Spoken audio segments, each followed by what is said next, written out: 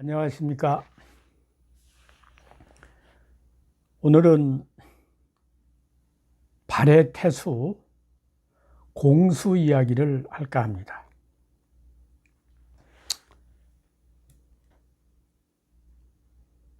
발해는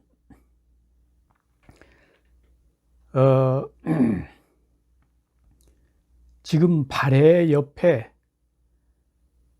있던 한나라 때 설치한 군입니다. 그런데 그러니까 발해국이 있기 전에 한나라 때 군으로서 설치를 했어요. 그런데 중국 역사상에서 발해군에 대해서 자세히 설명한 기록이 거의 없습니다. 그래서 오늘날 그 발해군의 정확한 그 연혁을 알 수가 없는 상황입니다. 근데 제 생각에는 한무제 때 그 유만조선을 침략하지 않았습니까? 근데 그때 유만조선만 침략한 게 아니라 이제 그 동이족에 예맥족이라고 하는 그 예군이 있었어요. 예족의 임금이 있었다 이 말이야. 근데 예군 남녀가 남쪽 남자 마을문 여자 그 예족의 임금이 남녀였는데 그 동이족 예족의 임금 남녀가 28만 명을 데리고 이제 그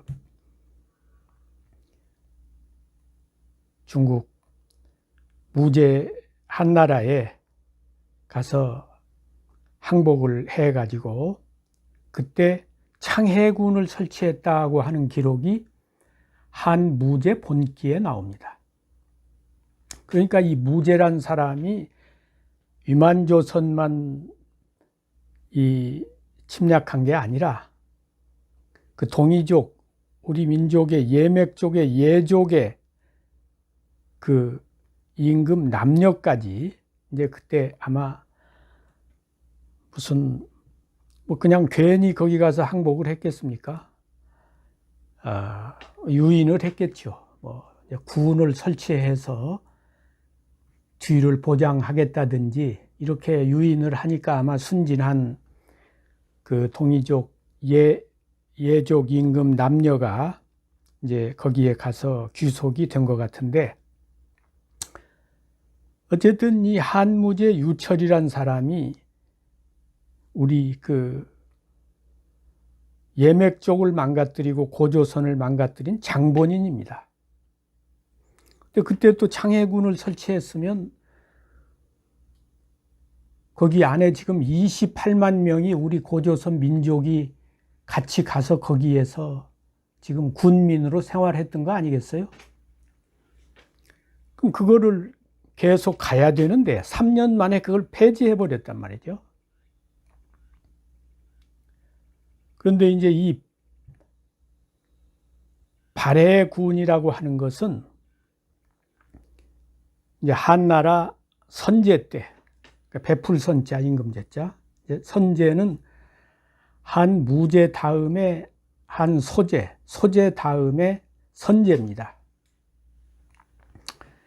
그러니까 아마도 제 생각에는 그 한무제가 이제 동이족의 예족의 그 28만 명 그 민족을 창해군을 설치해서 거기에 살도록 했다가 나중에 이제 창해군을 발해군으로 바꾼 것이 아닌가, 그런 생각이 듭니다.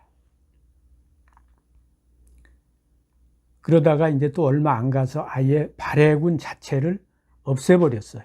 그러니까 중국 역사상에서 그 창해군이나 발해군은 잠시 존재하다가 역사의 뒤안길로 사라져버린 거죠.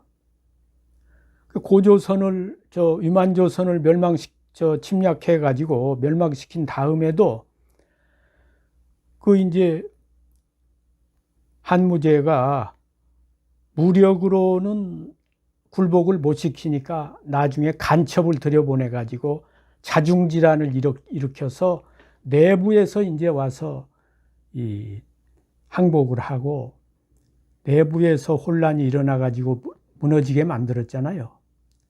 그런 다음에는 이제 그 내부에서 반란을 일으킨 그 세력들에게 전부 땅을 띄워주어 가지고 제후를 봉해 주었습니다. 근데 그게 불과 얼마 안 가서 전부 다 멸망시켰어요. 끝까지 보장해 준 사람이 하나도 없습니다.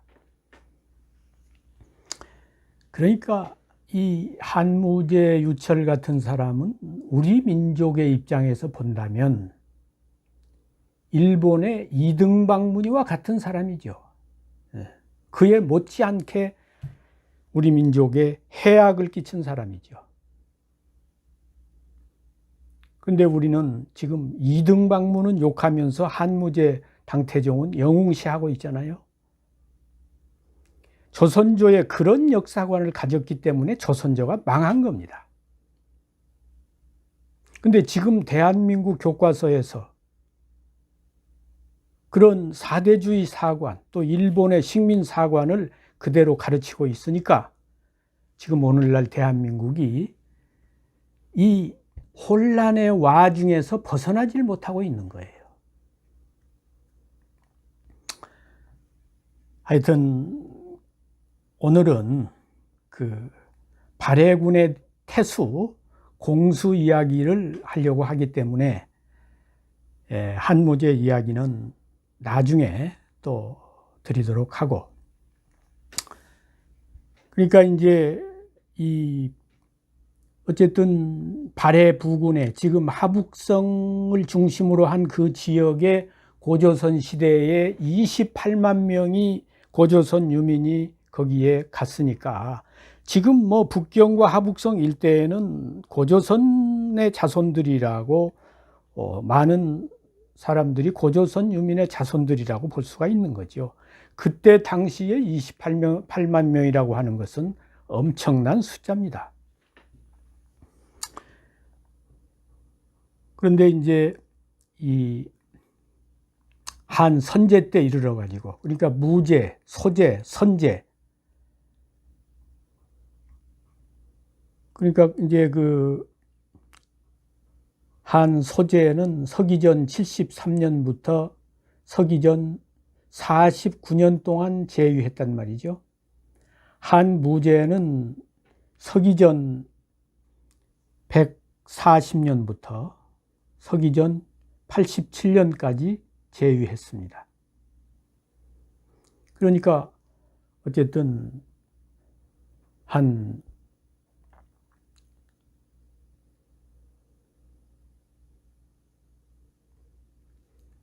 60, 70년 그런 정도 시간차가 있는 거죠. 그러니까 그 고조선 유민들이 아무래도 그 이민족의 통치를 받는 거에 대해서 그렇게 달갑게 여기지 않았을 거 아닙니까? 그러니까 이제 한나라 선제 때 이르러 가지고 발해군과 그 주변에 있는 여러 군들이 이제 그 밀란이 일어났습니다. 어떻게 보면 반란이 일어났다 이 말이야. 그러니까 그때 흉년도 들고, 그러니까 이제 아마 민중 봉기가 일어난 것 같습니다. 근데 그 지역에 그 군수들이 더 이상 그들의 능력으로서는 그 사태를 진정시킬 수가 없었어요. 그러니까 이제 중앙 조정에서 황제가 유능한 그 관료 한 사람을 선발해 가지고 가서 그 발해군을 중심으로 일어난 그 밀란을 해결하도록 하기 위해서 여러 그 조정 대신들에게 유능한 인물을 한 사람 추천하라고 그랬습니다. 그러니까 그때 이제 승상, 어사 이런 사람들이 모두 공수라고 하는 사람을 추천했어요. 공수. 용용자 밑에 한 가지 공한자가 있습니다. 우리나라에서는 많이 잘 안 쓰는 자인데, 그리고 이름은 수, 드디어 숫자, 공수라고 이 사람을 추천했습니다.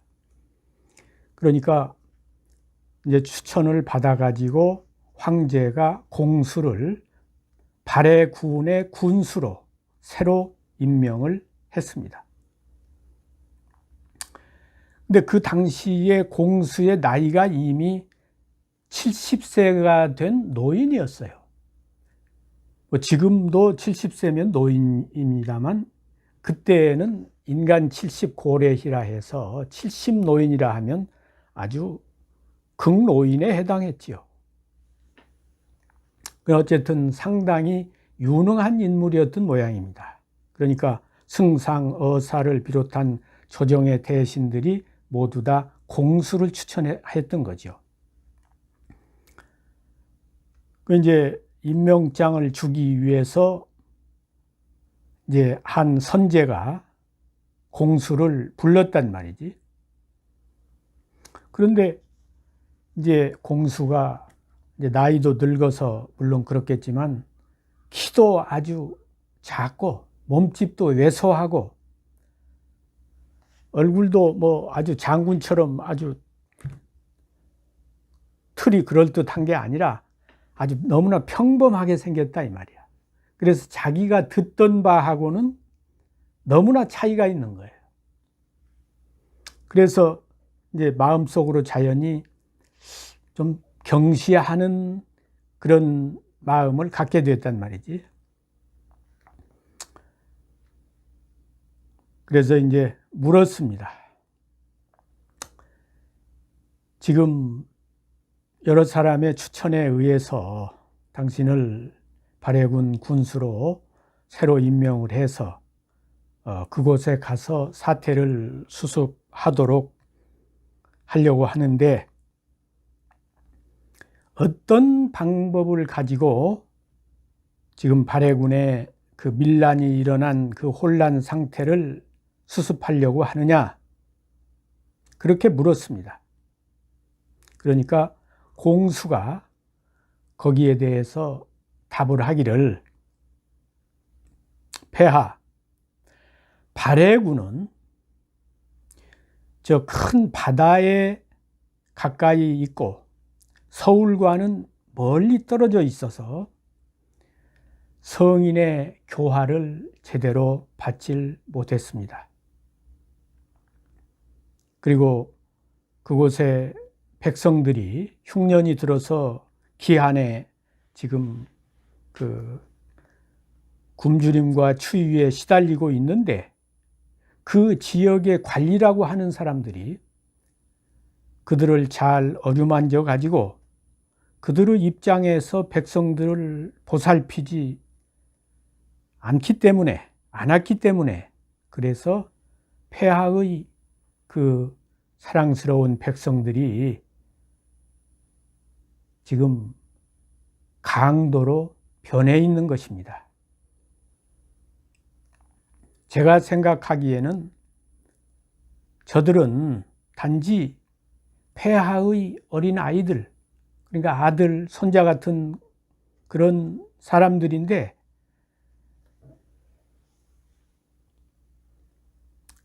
그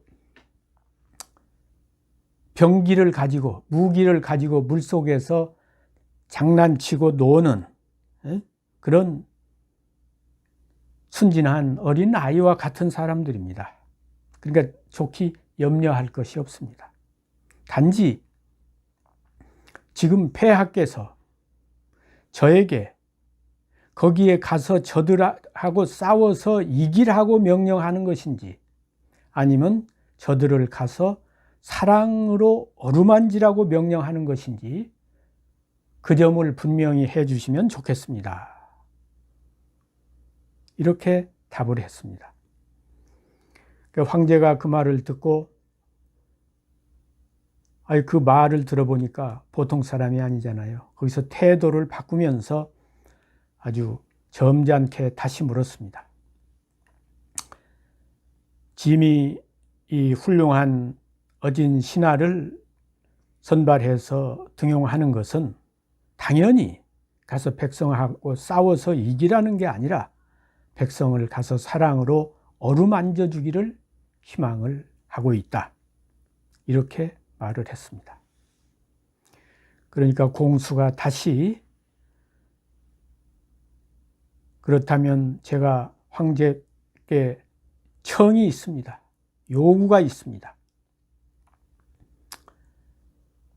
이 신이 듣건대 난민, 저 어지러운 백성들을 다스리는 것은 난사, 어지러울란 실사, 얼크러진 실타래를 추스리는 것 같다고 알고 있습니다.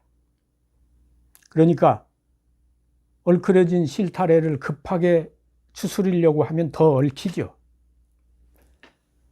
이것은 정말 경륜이 있는 이런 사람이 차근히 하나하나 다시 그 끝을 찾아서 풀어나가야 된다 이거야. 그러니까 급하게 서둘러서는 안 된다고 생각합니다.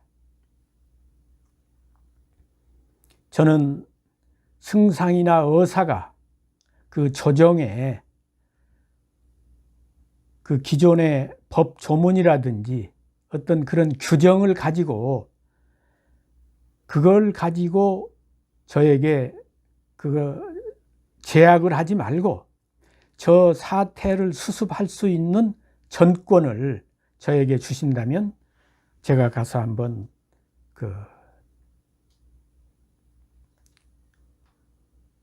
저 백성들을 싸워서 이기는 방법이 아닌 사랑으로 어루만지는 그런 방법으로 해결을 하고 오겠습니다.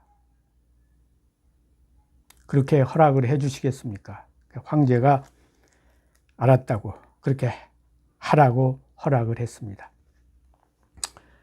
그래서 이제 그 공수가 발해군의 신임 군수로 임명이 됐다는 사실을 발해군에 이제 그 파발마를 보내서 알렸습니다. 그 발해군의 관리들이 이제 새로운 태수가 임명이 됐다는 소식을 듣고 만일 이제 임지에 부임하러 오다가 이제 서울에서 발해군까지 오려면 아주 먼 거리고 그러니까 노상에서 혹시 이 밀란을 일으킨 그 반란군들로부터 봉변을 당할 수도 있고 그런 문제 아닙니까? 그러니까 발해군에서 이제 이 신임 군수를 영접하기 위해서 군대를 파견했습니다. 군대를 보냈단 말이지. 그러니까 공수가 그 군대를 모두 다 돌려보냈습니다. 그런 다음에 공문을 그 군 산하의 각 현의 아문으로 발송을 했어요. 그 공문 내용은 뭐냐? 지금까지 저 백성들을 도둑이라고 체포한 그런 관리들을 모두 다 파면시켜라. 그리고 손에 홈이나 괭이와 같은 농기구를 가지고 있는 사람은 이것은 양민, 백성이니까 관리들이 일체 그런 백성에 대해서는 더 이상 그 죄를 묻지 말고 불문에 붙여라. 그리고 앞으로도 계속해서 병기를 가지고 있는 자들에 대해서만 앞으로도 계속해서 병기를 가지고 대항하는 자들에 대해서만 도적으로서 다스린다. 이런 내용을 가지고 그 공문을 작성해서 군 그 산하의 각 현의 아문으로 발송했다 이거야. 그리고 공수는 이제 아무 그 경호원도 대동하지 않고 수레를 타고 단독으로 그 군청에 갔습니다. 그러니까 그 밀란을 일으켰던 그 백성들이 새로운 태수가 내린 그 공문, 그 훈령을 듣고 모두 다 해산을 했어요, 스스로. 그리고 모두 다 병기를 포기하고 호미와 갱유와 같은 농기구를 들고 그 군수를 환영을 했다고 합니다.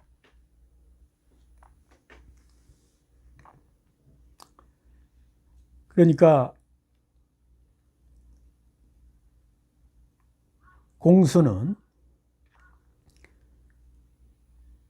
어떻게 보면 그 밀란을 일으킨 백성들을 피 한 방울 안 흘리고 아주 평화적인 방법으로 밀란을 해결했다고 할 수가 있겠습니다.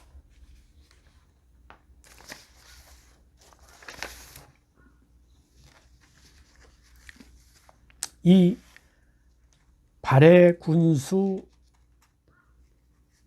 공수의 이야기에서 핵심은 이겁니다. 저 밀란을 일으킨 백성들하고 싸워서 이기기를 바라십니까? 아니면 사랑으로 어루만져 주시기를 바라십니까?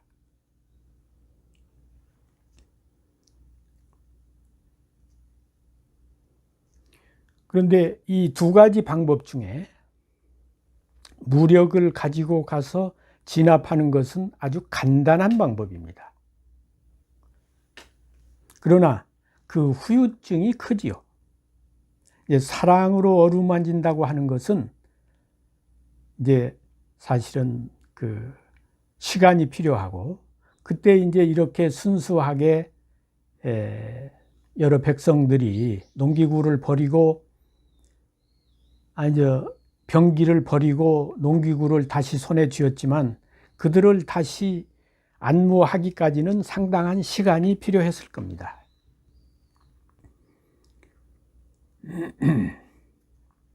그러나 이제 이러한 해결 방법을 찾기까지는 이분이 70고령의 노련한 장수였단 말이죠. 덕장이었단 말이죠. 그러니까 이런 방법을 통해서 사태를 수습했던 겁니다. 그때 당시에 이 한나라로 봐서는 발해군이라고 하는 것은 저 변방에 어떻게 보면 이민족, 고조선의 유민들이었을 가능성이 많습니다.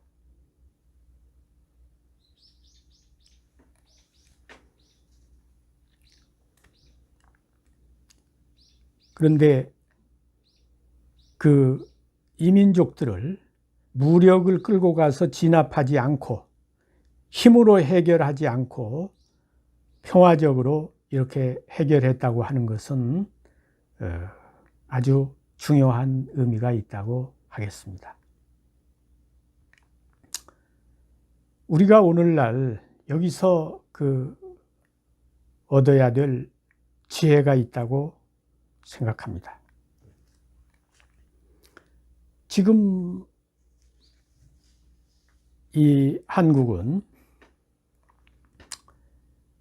이제 10월 3일 개천절을 앞두고 우파에서는 대규모 반문 집회를 예고하고 있고, 정부에서는 공권력을 동원해서 강경 저지를 경고하고 있습니다. 그럼 지금 여기서 이 결국에 우파와 정부, 이 집회 추진 세력과 또 강경 저지 세력이 부딪히면 결국에 어떤 결과가 오겠습니까? 지금 우리나라는 이 같은 국민이, 아까 공수는 이민족을 상대로 수습을 하는데 힘으로 진압하는 방법을 쓰지 않고 전쟁으로 이기는 방법을 쓰지 않고 평화적으로 사랑으로 어루만지는 방법을 썼잖아요. 그러면 지금 우리는 좌가 됐든 우가 됐든 진보가 됐든 보수가 됐든 같은 대한민국 국민이 지금 갈라진 거 아닙니까? 그러면 여기서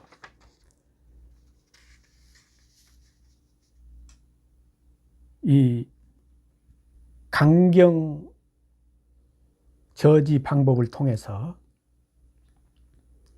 힘으로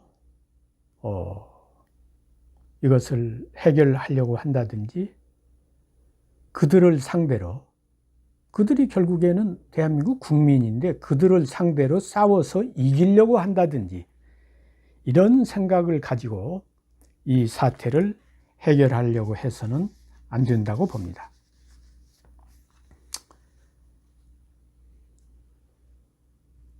고대는 군주주의 사회고, 군주주의 사회는 국가의 주인이 임금입니다. 그러나 현대는 민주주의 사회고, 민주주의 사회에서는 국가의 주인이 국민입니다. 그러면 대통령은 뭐 하는 사람이냐? 이 국가의 주인인 국민이 그 주권을 맡겨서 행사하도록 대행을 시킨, 말하자면 주권의 대리인이라고 할 수 있습니다. 그것도 5년 동안 시한을 정한 한시 대리인이죠. 그러면 여기서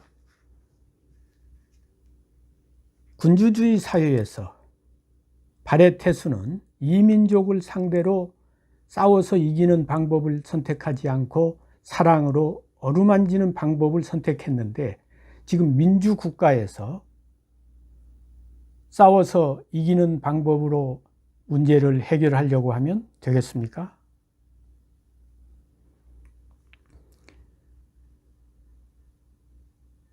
국민이 나라의 주인이고, 정권은 지금 5년 동안 한시적으로 그 권한을 위임받아서 대리인의 역할을 하고 있는 것입니다. 그러면 당연히 주인의 그 뜻을 받들어서 섬기는 것이 이 도리에 맞다고 하겠습니다.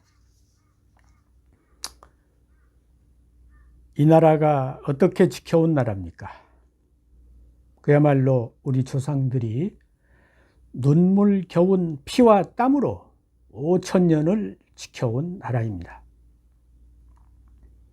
지금 미국과 중국이 충돌하는 사이에서 우리가 이런 식으로 대동단결하지 못하고 내란의 상태를 지향해서 간다면 결국은 외환이 없다고 말할 수가 없습니다.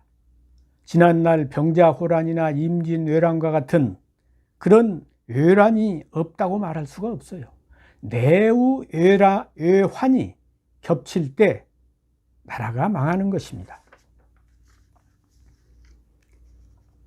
저는 지금이야말로 이 지도자나 국민이나 정말 제정신을 차려야 할 때라고 봅니다.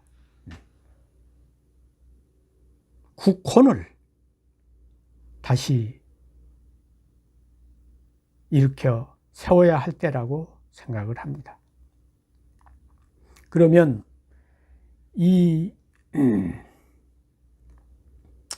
10월 3일 개천절 행사를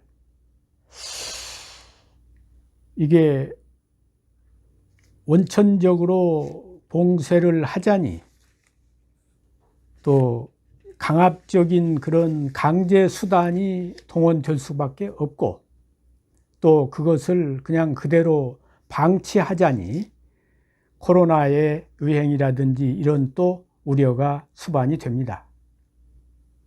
그러면 여기에서 이 사태를 어떻게 수습할 것인가? 대안이 무엇인가? 저도 대안을 생각해 봤습니다. 물론 이것이 뭐 제가 반드시 이것이 유일한 대안이라고 생각하지 않습니다. 그러나 당국자들은 여러 가지 대안을 놓고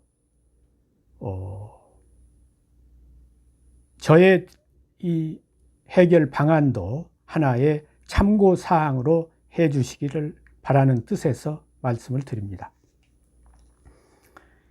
이제 그날 어쨌든 그 일부 극력 그 집회를 찬성하는 사람들은 광화문에 모일 겁니다. 그러면 이제 전경들이 어쨌든 또 수천 명이 나가서 그것을 저지를 해야 될 거 아니겠어요?